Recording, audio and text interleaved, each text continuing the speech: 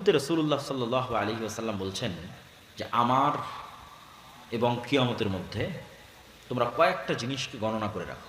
১ number আমার মৃত্যু, ২ number মসজিদে আকসার বিজয়, ৩ নাম্বার ভয়াবহ মহামারী। এখন কোন মহামারী এটা নিয়ে আলেমদের মধ্যে মতভেদ আছে। উমর রাদিয়াল্লাহু তাআলার জীবদ্দশাতে সিরিয়াতে একটা ভয়ঙ্কর মহামারী হয়েছিল।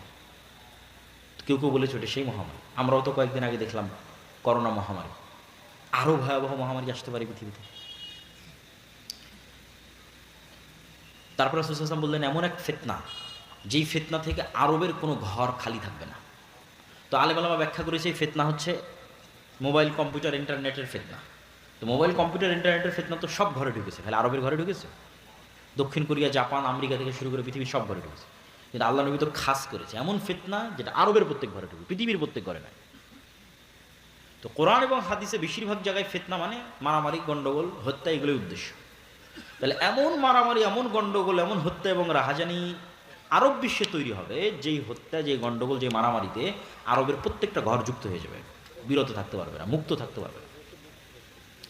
আর এক হাদিসে রাসূল সাল্লাল্লাহু আলাইহি ওয়াসাল্লাম বলছেন ফোরাত নদী থেকে স্বর্ণের পাহাড় বের হবে। এই স্বর্ণের পাহাড় নিয়ে এমন মারামারি হবে যে মারামারিতে পুরো আরব বিশ্ব যুক্ত হয়ে যাবে। কারণ মানুষের কাছে মনে হয় আরে স্বর্ণের পাহাড় বের হওয়ার কি সম্ভব? আচ্ছা আপনি বলেন তো, আজ থেকে 500 বছর আগে মানুষের কি মনে হতো যে মাটির নিচ থেকে তেল বের হওয়া সম্ভব? মনে হতো নাকি? যে তেলে বিদ্যুৎ জ্বলবে এটিকে মানুষ কল্পনা করতো? কখনো কল্পনা করতো না। মাটির নিচ থেকে তেল বের হচ্ছে, গ্যাস বের হচ্ছে, বিদ্যুৎ চলতেছে।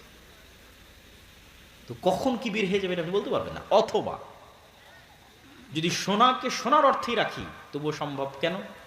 উদাহরণ দিলাম, যদি সোনাকে মূল্যবান অর্থে ধরি যে মূল্যবান কিছু বের হবে, মূল্যবান দামি বুঝাতে সোনা ব্যবহার হয়, অস্বাভাবিক কিছু নয়, স্বাভাবিক। তাহলে এখন অন্তত তেল সোনার চেয়েও দামি,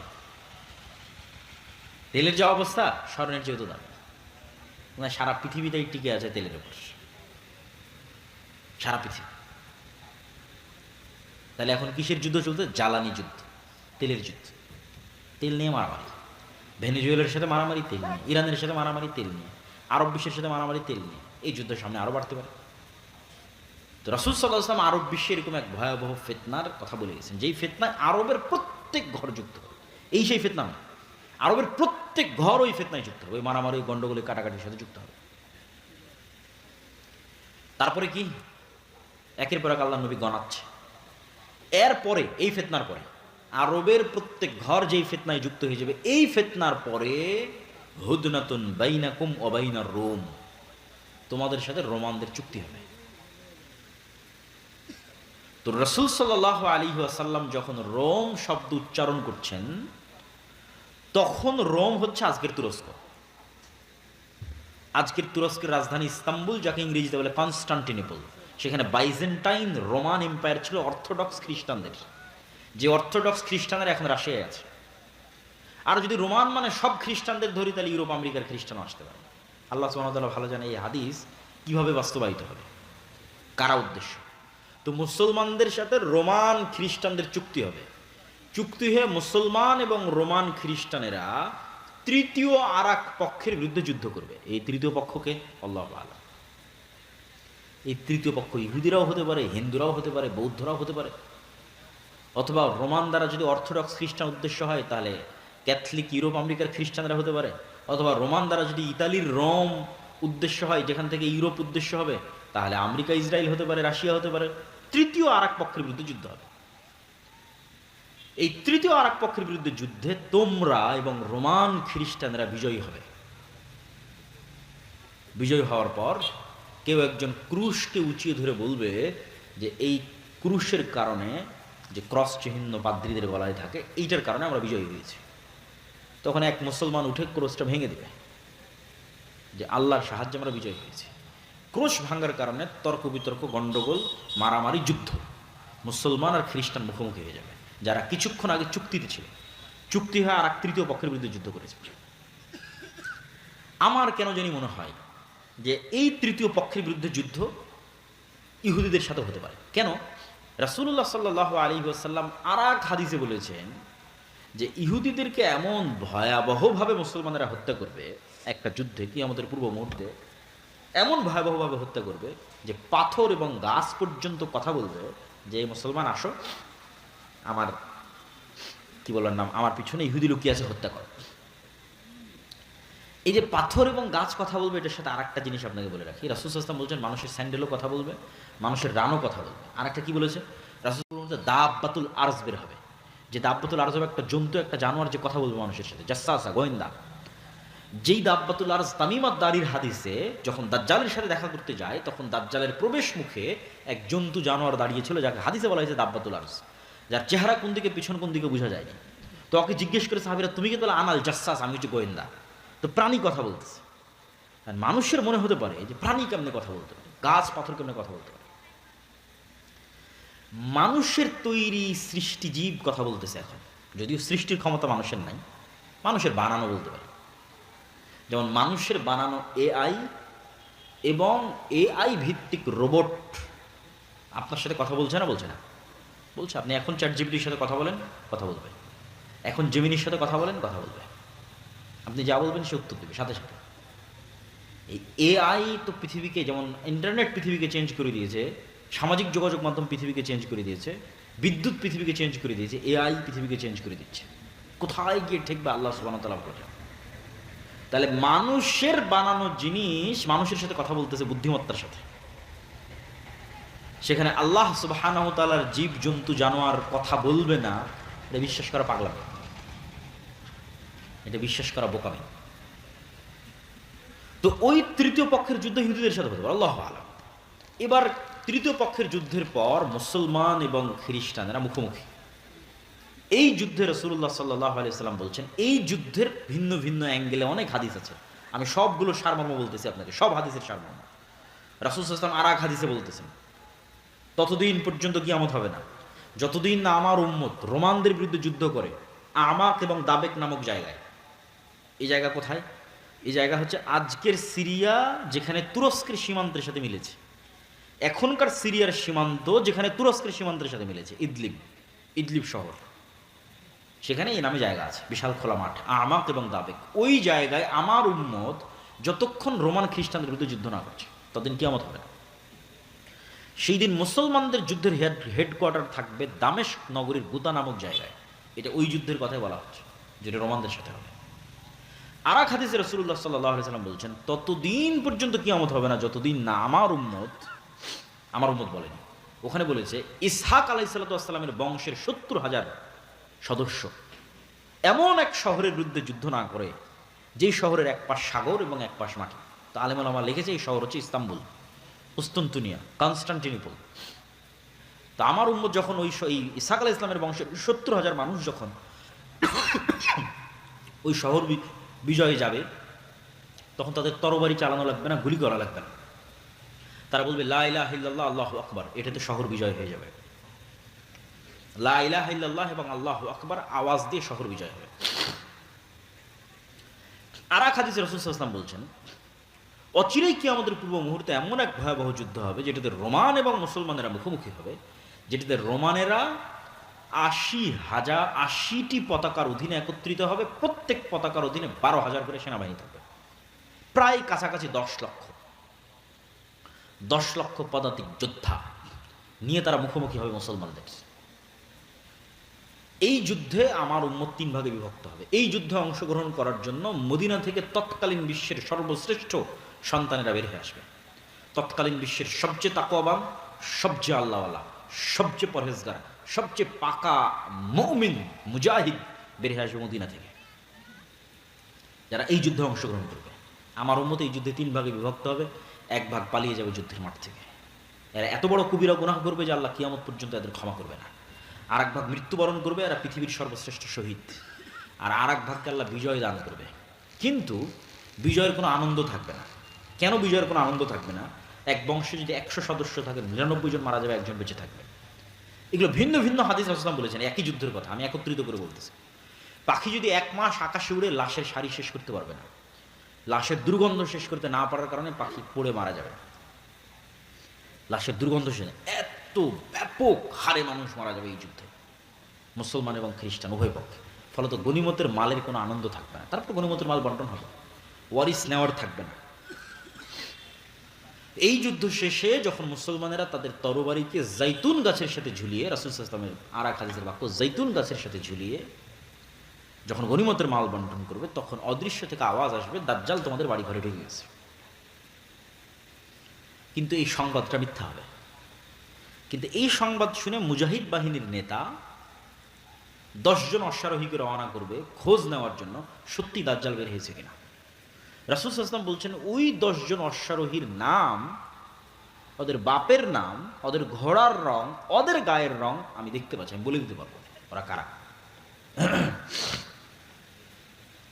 দাজ্জালের সংবাদের সত্য মিথ্যা খুঁজতে যখন মুজাহিদেরা যুদ্ধ থেকে দামেস্ক শহরে ফিরে আসবে, এবং ফজরের সালাত কিছু রিওয়ায়াতে ফজরের সালাত, কিছু রিওয়ায়াতে আসরের সালাত, ফজরের সালাতে যখন দাঁড়াবে, তখন এবার ঈসা আলাইহিস সালাতু ওয়াস সালাম আসমান থেকে 2 ফেরেশতার কাঁধে ভর দিয়ে নেমে আসবে। মানুষের কাছে মনে হয়, আরে আসমান থেকে নেমে আসে, এটা অলৌকিক গল্প শোনাচ্ছে, অবাস্তব গল্প শোনাচ্ছে। অথচ দেখেন, আল্লাহ সুবহানাহু ওয়া তাআলা নিজেই আমাদেরকে কোরআনে বারবার বলছে যে আমি আদমকে কোথায় থেকে নামিয়ে দিয়েছি? আদম আর হাওয়াকে কই থেকে নামিয়ে দিয়েছি? আসমান থেকে নামিয়ে দিয়েছে, জান্নাত থেকে নামিয়ে দিয়েছে। আমি ইবলিসকে কই থেকে নামিয়ে দিয়েছি? আসমান থেকে নামিয়ে দিয়েছি। তাহলে আসমান থেকে নামা নতুন না পুরাতন? পুরাতন।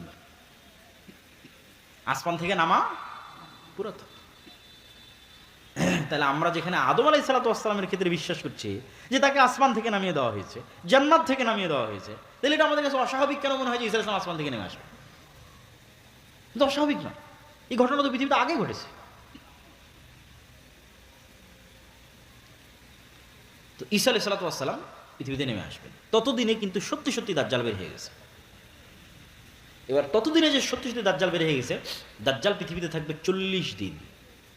তার প্রথম দিন হবে 1 বছর, দ্বিতীয় দিন হবে 1 মাস, তৃতীয় দিন হবে 1 সপ্তাহ, বাকি দিন হবে স্বাভাবিক দিন। তাহলে মোট কয় দিন হচ্ছে এখন হিসাব করেন?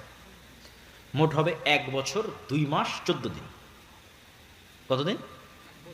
1 বছর 2 মাস 14 দিন সে পৃথিবীতে বিচরণ করবে। কিন্তু এই জায়গায় সবচেয়ে ভয়াবহ কথাটা বলা হলো যে প্রথম দিন হবে 1 বছর। কেমনে 1 বছর হবে একদিন? যদি আমরা আমাদের আধুনিক বিজ্ঞানের আলোকে চিন্তা করি, তাহলে পৃথিবী যেই গতিতে ঘুরতেছে আর সূর্য যেই গতিতে ঘুরতেছে, এটার মধ্যে পরিবর্তন লাগবে। এই ঘোরার গতিতে কি লাগবে? পরিবর্তন লাগবে। সূর্য আর পৃথিবীকে থেমে যেতে হবে, অথবা ধীর হতে হবে।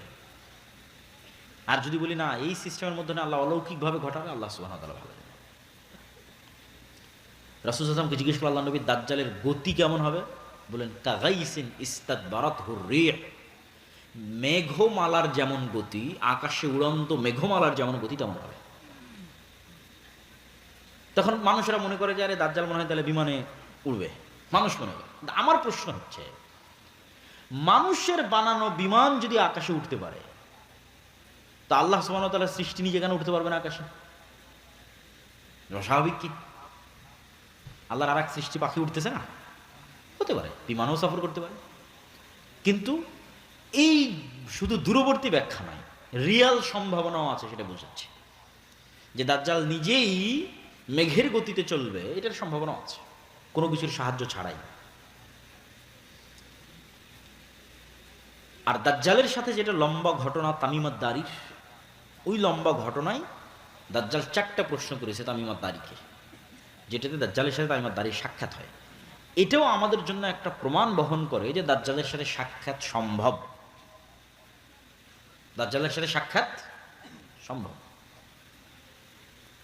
তামিম আদ-দারির যদি দাজ্জালের সাথে সাক্ষাৎ সম্ভব, তো আজকের পৃথিবীর যে কোনো মানুষের দাজ্জালের সাথে সাক্ষাৎ সম্ভব, তার প্রকাশের পূর্বেই, মানে সে পৃথিবীতে আগমনের পূর্বেই। সুতরাং এখনো যে কেউ দাজ্জালের সাথে যোগাযোগ করছে না, দাজ্জালের সাথে দেখা করছে না, সাক্ষাৎ করছে না, এটা সম্পূর্ণরূপে উড়িয়ে দেওয়া যাবে না। কেন? তামিম আদ-দারি দাজ্জালের সাথে সাক্ষাৎ করেছে। তা আপনি বলবেন, এখনকার আধুনিক স্যাটেলাইট, এই স্যাটেলাইটের মধ্যে পৃথিবীর এমন কোনো দ্বীপ নাই, এমন কোনো জায়গা নাই যেটা মানুষ জানে না। তো অ্যাপস্টেইন ফাইল প্রকাশের আগে কে জানতো যে অ্যাপস্টেইনের এরকম একটা দ্বীপ আছে, যেই দ্বীপে মার্ক জুকারবার্গও যায়, পৃথিবীর সব ধনকুবেররা যায়, আর সেখানে এইভাবে নারী সাপ্লাই হয়, ছোট ছোট শিশু বাচ্চা সাপ্লাই হয়, আবার তাদেরকে এভাবে ধর্ষণও করা হয়। স্যাটেলাইট তো ঠিকই ছিল, কে জানতো?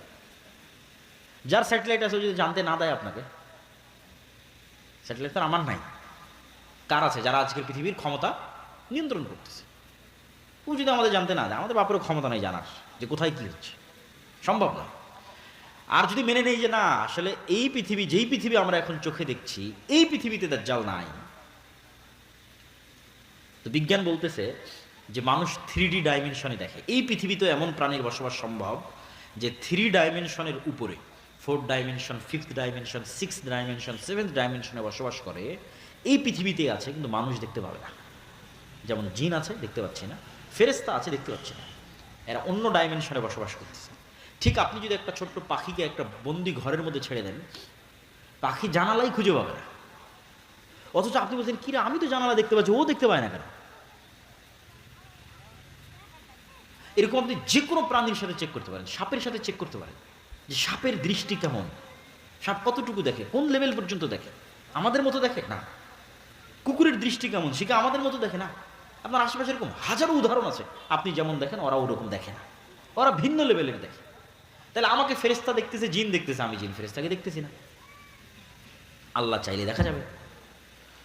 সুতরাং পৃথিবীতে থাকা অবস্থাতেও না দেখা সম্ভব। আবার পৃথিবীতে থাকা অবস্থায় অন্যরা দেখতেছে, আছে, আমাকে দেখতে দেওয়া হচ্ছে না, যেটা আগেরটা বললাম সেটাও সম্ভব। আমাকে জানতে দেওয়া হচ্ছে না সেটাও সম্ভব, এবং দাজ্জালের প্রকাশের পূর্বে তার সাথে সাক্ষাৎও সম্ভব। তো তামিম আদ-দারির হাদিসে তামিম আদ-দারিকে জিজ্ঞেস করছে দাজ্জাল আরবের লোকজনকে 4টে জিনিসের কথা বলছে। বহাইরা তাবারিয়ার কথা বলো, আইনে জোগরের কথা বলো, নাখাল বাইসানের কথা বলো, আর নবী আল উম্মির কথা বলো। এই বহাইরা তাবারিয়া হচ্ছে সি অফ গ্যালিলি, যেটা আজকের ইসরায়েলের সীমানার মধ্যে পড়ে। এই নাখাল বাইসান হচ্ছে ইসরায়েলের একটা শহর, বাইত শিয়ান, যেটাও আজকে ইসরায়েলের সীমানার মধ্যে পড়ে। আর আইনে জোগার হচ্ছে জর্ডানের যে ডেড সি আছে, মৃত সাগর আছে, যেখানে লূত আলাইহিস ইসলামের কওমকে ধসিয়ে দেওয়া হয়েছিল, এই ডেড সির পার্শ্ববর্তী একটা ঝর্ণা বা কুয়া। আর এই 3টে জায়গায় 50 কিলোমিটারের মধ্যে হবে, এখান থেকে 50 কিলোমিটার আশপাশে। 2টা ইসরায়েলের সীমানার মধ্যে, আর একটা ইসরায়েলের সীমানা লাগানো। আর এই 3টে জায়গায় আবার ইহুদি খ্রিস্টানদের বাইবেল এবং তাওরাতে বর্ণিত বিভিন্ন কারণে পবিত্র। যেমন সি অফ গ্যালিলি, যেটা বহাইরা তাবারিয়া দাজ্জাল জিজ্ঞেস করলো, তাওরাতের বর্ণনা অনুযায়ী যে ঈসা আলাইহিস সালাতু ওয়াস সালাম যেখানে সব মুজিজা দেখাতেন, ঈসা আলাইহিস সালামের মুজিজা তো পৃথিবীর সবচেয়ে ব্যতিক্রম মুজিজা, মৃতকে জীবিত করা, অন্ধকে চক্ষুস্পান করা, টাকলা মাথাকে চুল দিয়ে দেওয়া, এই বেশিরভাগ মুজিজাগুলো উনি এই খালের পাশে, এই লেকের পাশে দেখিয়েছেন। এই জন্য সারা ইউরোপ, সারা আমেরিকা থেকে লক্ষ লক্ষ খ্রিস্টান দর্শনার্থী এটা দেখতে আসে। বহাইরা তাবারিয়া, lake of Tiberia, sea of Galilee. আর আইনে জোগার, যেটা স্প্রিং অফ জোয়ার বলতেছে হিব্রু ভাষায়, ইংরেজি ভাষায়, বাইবেলের বর্ণনা অনুযায়ী লূত আলাইহিস সালাতু ওয়াস সালামের শহর ধ্বংস হওয়ার পর যেই জায়গায় তাকে আশ্রয় দেওয়া হয়েছিল, সেটা হচ্ছে এই আইনে জোগার, তার পাশে। এই 3টার কথা দাজ্জাল কি বলছে? যেটাতে পানি আছে পানি থাকবে না, ঝর্ণা আছে ঝর্ণা শুকিয়ে যাবে, বাগান আছে বাগান, খেজুর বাগান আছে খেজুর বাগান শেষ হয়ে যাবে। আর নবী আল উম্মির কথা বলো, নবী আল উম্মি হচ্ছে পড়ালেখা জানে না এমন নবী। তো বলে এই অবস্থা নবী আল উম্মির। তারপরে দাজ্জাল নিজেই বলতেছে আমি বের হব, 40 দিন পৃথিবীতে চলাচল করব, আমার এই ক্ষমতা থাকবে। এবং দাজ্জালের ওই ক্ষমতার কথাগুলো রাসূল সাল্লাল্লাহু আলাইহি ওয়াসাল্লাম বলে গেছে। তাহলে দাজ্জালের সাথে কেউ পারবে না। দাজ্জালের সাথে একমাত্র কে পারবে? ঈসা আলাইহিস সালাতু ওয়াস সালাম। দাজ্জাল যখন পৃথিবীতে বের হয়ে যাবে, তখন মুমিন মুসলমানদের বাঁচার কোনো রাস্তা থাকবে না। এমনকি রাসূল সাল্লাল্লাহু আলাইহি ওয়াসাল্লামের হাদিসের বর্ণনা অনুযায়ী সিরিয়ার এক অঞ্চলের মানুষ যারা দাজ্জালের প্রতি ঈমান আনবে না, ওদের ধনুক চাবিয়ে খেতে হবে, কোনো খাবার থাকবে না। এইরকম ভয়ঙ্কর দুর্ভিক্ষ দেখা দেবে। গাড় পাহাড় বিভিন্ন জায়গায় আশ্রয় লুকিয়ে থাকতে হবে, অপেক্ষায় থাকবে ঈসা আলাইহিস সালামের আগমনের। ঈসা আলাইহিস সালাম যখন আসবে, লুদ নামক দরজা, জেরুজালেমের, যেখানে এখন এয়ারপোর্ট, সেখানে ঈসা আলাইহিস সালামকে দেখা মাত্র দাজ্জাল গলতে থাকবে পানির মতো। কিন্তু সে গলে শেষ হওয়ার আগেই ঈসা আলাইহিস সালাম তাকে নিজে হাতে হত্যা করবেন এবং সেই রক্ত দুনিয়ার মানুষকে দেখাবেন। এবার রাসূল সাল্লাল্লাহু আলাইহি ওয়াসাল্লাম বলছে যে আল্লাহ ঈসা আলাইহিস সালামকে বলবে, ঈসা, দাজ্জাল তো মারা গেল, কিন্তু এখন আমার এমন এক সৃষ্টি জীব বের হবে যে লা ইয়াদানু লি আহাদিম মিন ইবাদি আমার বান্দাদের মধ্যে এমন কোনো বান্দা নাই যে তাদের সাথে মুখোমুখিতে পারবে, মোকাবেলায় পারবে। অতএব তুমি ঈসা যত বড় নবী হও, আর ইমাম মাহদি যত বড় মুজাহিদ হোক, আর তোমাদের হাতে দাজ্জালের যত বড় ফিতনা পরাজিত হোক, এখন যারা বের হবে এদের সাথে তোমরা পারবে না। অতএব তোমরা তুর পাহাড়ে আশ্রয় নাও। তখন ঈসা আলাইহিস সালাম মুমিন মুজাহিদদের নিয়ে তুর পাহাড়ে আশ্রয় নেবেন। এবার বের হবে ইয়াজুজ মাজুজ, যাদের বর্ণনা কিয়ামতের আলামতের একমাত্র আলামত, যেটার বর্ণনা কোরআনে আছে। দাজ্জালের কথা কিন্তু কোরআনে নাই। আরো যেগুলো বললাম বিভিন্ন ভয়ঙ্কর যুদ্ধ, ফিতনা, রোম, এগুলো কোরআনে নাই। তাহলে একমাত্র আলামত যেটার বর্ণনা কোরআনে আছে সেটা কি? ইয়াজুজ মাজুজ। যুলকারনাইনের বর্ণনায় সূরাতুল কাহফের মধ্যে আল্লাহ সুবহানাহু ওয়া তাআলা ইয়াজুজ মাজুজের ঘটনা তুলে ধরেছে। যুলকারনাইনের 3টে সফর, 3টাই ব্যতিক্রম ব্যতিক্রম ব্যতিক্রম সফর, এবং সূরা কাহফের প্রত্যেকটা ঘটনা ব্যতিক্রম। সূরা কাহফের আসহাবে কাহফের ঘটনা ব্যতিক্রম। সূরা কাহফের মধ্যে যে ঘটনাগুলো আছে, প্রায় 4টা ঘটনা সূরা কাহফের মধ্যে, 4টাই ব্যতিক্রম ঘটনা। একটা তো আসহাবে কাহফের ঘটনা, গুহার মধ্যে ঘুমিয়ে গেল 300 বছর, 310, 309 বছর ঘুমিয়ে থাকলো, আশ্চর্য ঘটনা। অথচ মানুষ তাদেরকে দেখে, তাদেরকে মনে করে জীবিত, অথচ তারা মৃত বা ঘুমন্ত। তারপরে সূর্যের উদয়ের কথা এমনভাবে বলা আছে ওই আয়াতে, মিলানোই কঠিন যদি অনুবাদ পড়ে দেখেন। 2 নম্বর ব্যতিক্রম ঘটনা কি বলা আছে? মুসা আলাইহিস সালাম আর খিজির আলাইহিস সালামের ঘটনা। তার এক আশ্চর্য ঘটনা। মাছ, শুকনা মাছ, রান্না করা মাছ নিয়ে গেছে, সেই মাছ যেখানে জীবিত হয়ে বের হয়ে গেছে, সেখানে খিজির আলাইহিস সালাম বেঁচে আছে না মারা গেছে, আর তার সাথে কারো দেখা হচ্ছে কিনা, কই থেকে আসলে খিজির আলাইহিস সালাম, কই থাকে, এই আর এক আশ্চর্য ঘটনা। 3 নম্বর আশ্চর্য ঘটনা যুলকারনাইন। যুলকারনাইন 3টা সফর দিল। 3টে সফরের একটা সফরে ইয়াজুজ মাজুজ। বলছে এদের থেকে আমাদের বাঁচার ব্যবস্থা করে, প্রাচীর দিয়ে দেয়। তখন যুলকারনাইন সেখানে প্রাচীরের ব্যবস্থা করে দেওয়ার বললো, আল্লাহ যেদিন চাইবে সেই দিন এরা বের হবে। এখন সেই প্রাচীর আছে না ভেঙে গেছে, বের হয়ে গেছে, না কিয়ামতের পূর্ব মুহূর্তে বের হবে, আল্লাহু আ'লাম। কিন্তু হাদিসের ভাষা অনুযায়ী বোঝা যাচ্ছে যে কিয়ামতের পূর্ব মুহূর্তেই তারা বের হবে। যে সূরা কাহফের সবগুলো ঘটনা আশ্চর্য। তো ইয়াজুজ মাজুজ বের হবে। ঈসা আলাইহিস সালাম তার সঙ্গী সাথী মুমিন মুসলমানদের নিয়ে তুর পাহাড়ে আশ্রয় থাকবে। যখন তুর পাহাড়ে খাবারের সংকট দেখা দিবে, দুর্ভিক্ষ দেখা দিবে, খাবারের কিছু নাই, অসহায় অবস্থা, করুণ অবস্থা, তখন ঈসা আলাইহিস সালাম তার সঙ্গী সাথীদের নিয়ে আল্লাহর কাছে দোয়া করে কান্নাকাটি করবে, আল্লাহ এই ফিতনা থেকে আমাদের বাঁচাও। তাহলে দেখেন, এত বড় নবী হওয়ার পরেও কি ফিতনায় আল্লাহ তাকে ফেলছে, যে তাদের বাঁচার কোনো রাস্তা নাই, কার সাহায্য ছাড়া? আল্লাহর সাহায্য ছাড়া। তাহলে আলটিমেটলি মুমিন মুসলমানদের বাঁচার কোনো রাস্তা নেই আল্লাহর সাহায্য ছাড়া। এটা ঈসা আলাইহিস সালামেরও বাঁচার রাস্তা নেই আল্লাহর সাহায্য ছাড়া, মুহাম্মদ সাল্লাল্লাহু আলাইহি ওয়াসাল্লামেরও বাঁচার রাস্তা নেই আল্লাহর সাহায্য ছাড়া। এই জন্য দুনিয়াবি আসবাবে ভরসা করে ইসলামের বিজয় হয়নি, হবে না। দুনিয়াবি কারণে বিজয় সম্ভব নয়, আল্লাহর সাহায্যেই বিজয় সম্ভব। তাহলে বিজয় হচ্ছে না কেন? আল্লাহর সাহায্য পাওয়ার শর্ত পূরণ করিনি, এই জন্য। দুনিয়ার শক্তিতে কম আছে, এই জন্য এটা ভুল কথা। মুসলমানদের কোনোদিন দুনিয়াবি শক্তিতে বিজয় হয়নি, কোনোদিন হবেও না। মুসলমানদের বিজয় হয় আল্লাহর সাহায্যে। তো তোমার বিজয় হয় না কেন? তুমি আল্লাহর সাহায্য পাওয়ার শর্ত পূরণ করো এই জন্য, আল্লাহর সাহায্য পাওয়ার যোগ্য হওনি এই জন্য। এটা হলো আসল কারণ। ঈসা আলাইহিস সালামের চলবে না আল্লাহর সাহায্য ছাড়া। তো ঈসা আলাইহিস সালামের কান্নাকাটিতে এবার আল্লাহ সুবহানাহু ওয়া তাআলা ইয়াজুজ মাজুজকে এক বিশেষ অসুখ, বিশেষ পোকা, মাকড় দিয়ে আল্লাহ ধ্বংস করে দেবেন। তখন তুর পাহাড় থেকে নেমে পা ফেলার মতো কোনো জায়গা থাকবে না, লাশ আর লাশ, দুর্গন্ধ আর দুর্গন্ধ, পৃথিবীতে বসবাস করার মতো কোনো জায়গা নেই। এবার দ্বিতীয়বার কান্নাকাটি, হাদিসের ভাষা অনুযায়ী, যে দ্বিতীয়বার ঈসা আলাইহিস সালাম এবং মুমিন মুজাহিদরা আল্লাহর দরবারে লুটিয়ে পড়ে কান্নাকাটিতে মগ্ন হয়ে যাবে। এবার আল্লাহ সুবহানাহু ওয়া তাআলা রাসূল সাল্লাল্লাহু আলাইহি ওয়াসাল্লামের হাদিসের ভাষ্য অনুযায়ী উটের পুঁজ যেরকম লম্বা, এরকম লম্বা পুঁজওয়ালা এক প্রকার পাখি পাঠাবে, যে পাখিগুলো এই লাশগুলোকে উড়িয়ে উড়িয়ে নিয়ে গিয়ে এমন জায়গায় ফেলে দেবে যেখানে মানুষ বসবাস করে না। দক্ষিণ মেরু, উত্তর মেরু, অসংখ্য বরফ আচ্ছাদিত অঞ্চল আছে, এগুলোতে মানুষ যায় না, আজও যায় না। এরকম মানুষ বসবাস করে না এরকম জায়গায় ফেলে দেবে। তারপরে আকাশ থেকে বৃষ্টি বর্ষণ হবে, পৃথিবী ধুয়ে মুছে সাফ হয়ে যাবে। তুর পাহাড় থেকে ঈসা আলাইহিস সালাম এবং মুমিন মুসলমানরা নেমে আসবে। নেমে আসার পর বাইবেলের ভাষা অনুযায়ী 1000 বছর, আর মুহাম্মদ সাল্লাল্লাহু আলাইহি ওয়াসাল্লামের ভাষা অনুযায়ী 7 বছর পৃথিবীতে ন্যায়ের শাসন প্রতিষ্ঠিত হবে, ইনসাফের শাসন প্রতিষ্ঠিত হবে। এই ন্যায় এবং ইনসাফের শাসনে আসমানের বরকতের সব দরজা আর মাটির জমিনের বরকতের সব দরজা উন্মুক্ত করে দেওয়া হবে। তখন এবার একটা ডালিম খাবে একটা গ্রাম, একটা গাভীর দুধ খাবে একটা বংশ। এই রকম অবস্থা পৃথিবীর সবচেয়ে শান্তিপূর্ণ, সবচেয়ে রহমত এবং বরকতে পরিপূর্ণ অবস্থা চলার একটা পর্যায়ে এক ঠান্ডা শীতল বাতাসে মুমিন মুসলমান ঈসা আলাইহিস সালাম মারা যাবে, মুনাফিক ফাসেক ফাজেররা পৃথিবীতে থেকে যাবে। এবার আসবে ওই হাদিসগুলোর বাস্তবায়ন। মানুষ ভুল বুঝে, বলে এমন এক সময় আসবে যে সময় আল্লাহ নাম নেওয়ার লোক থাকবে না, বলে এমন এক সময় যে সময় কোরআন পড়ার লোক থাকবে না, এমন এক সময় যে সময় হজ করার লোক থাকবে না, এমন এক সময় কাবা ঘর ভেঙে দেওয়া হবে। এগুলো এবার এখন বলে এমন এক সময় আসবে যখন মানুষ কুকুর শ্রীকাল যেভাবে রাস্তায় মিলিত হয় ওইভাবে মিলিত হবে। এগুলো ঈসা আলাইহিস সালামের আগে নয়। ঈসা আলাইহিস সালামের আগে দিন থাকবে, কোরআন থাকবে, মুমিন থাকবে, মুজাহিদ থাকবে, যোদ্ধা থাকবে, সব থাকবে, মসজিদ থাকবে, মাদ্রাসা থাকবে, হজ থাকবে, ওমরা থাকবে, all everything will be running, সব কিছু চলতে থাকবে। তাহলে কোরআন উঠে যাওয়া, আল্লাহর নাম নেওয়ার মতো লোক উঠে যাওয়া, রাস্তাঘাটে কুকুর শ্রীগালের মতো জেনায় লিপ্ত হওয়া, হজ বন্ধ হয়ে যাওয়া, কাবা ঘর ধ্বংস হয়ে যাওয়া, এগুলো এবার হবে ঈসা আলাইহিস সালামের মৃত্যুর পরে।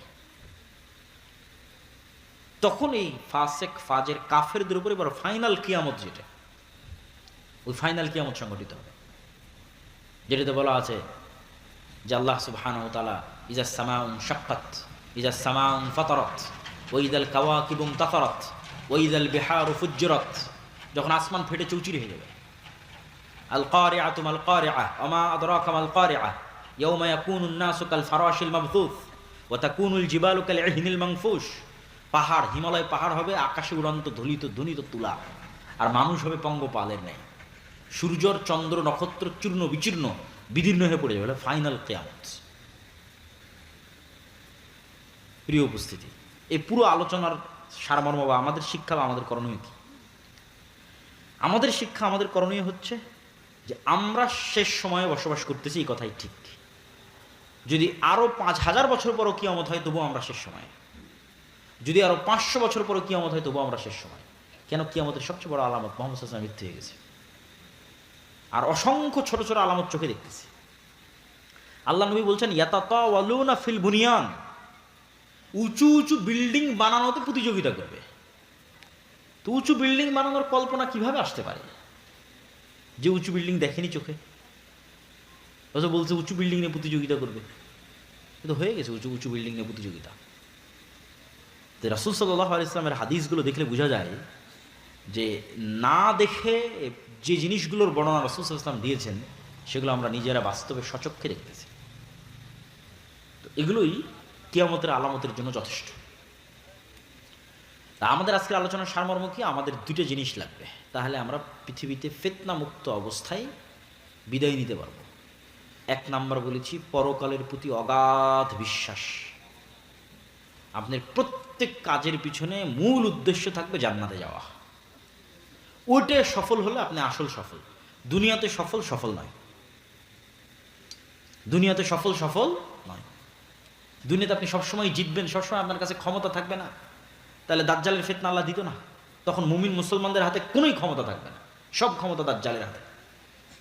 আর আপনি কি, আপনাকে ঈমান নিয়ে বাঁচতে হবে, এটাই সফলতা। ঈমান নিয়ে বাঁচাটাই সফলতা। তাহলে ঈমান নিয়ে বাঁচার জন্য আমি বলেছি দুটো জিনিস লাগবে। এক, পরকালের প্রতি অগাধ আস্থা ও বিশ্বাস, পরকালকে দেখতে পেতে হবে।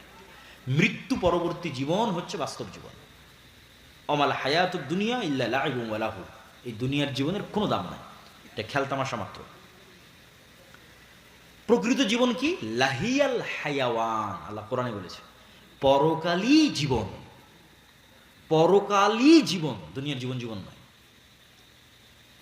তাহলে পরকালের যে জীবনটা, ওই জীবনটা হচ্ছে প্রকৃত জীবন, বাস্তব জীবন। এই জীবন জীবন নয়। আর এক আয়াতে আল্লাহ সুবহানাহু ওয়া তাআলা বলছেন পরকাল হচ্ছে খায়রুন ওয়া আবকা, সর্বোত্তম, চিরস্থায়ী, পার্মানেন্ট।